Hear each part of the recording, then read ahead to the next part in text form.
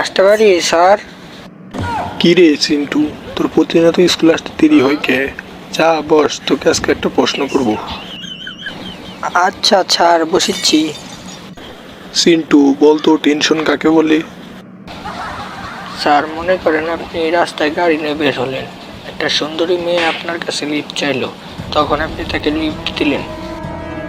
হঠাৎ আপনার গাড়িতে মেয়েটি অসুস্থ হয়ে গেল, তারপর আপনি তাকে হাসপাতালে নিয়ে গেলেন। ডাক্তার মেয়েটিকে দেখে বাইরে এসে আপনাকে বলল খুশির খবর, আপনি বাবা হতে চলেছেন।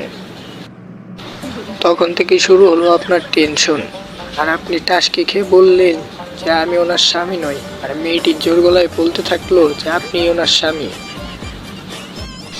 আপনার টেনশন আস্তে আস্তে আরো বাড়তে থাকলো। তারপর পুলিশ আসলো, আপনার মেডিকেল চেক আপ হলো। মেডিকেল চেক আপ থেকে জানা গেল আপনি কখনো বাবা হতে পারবেন না। লভ ঠেলা। আপনার টেনশন আস্তে আস্তে আরো বাড়তে থাকলো।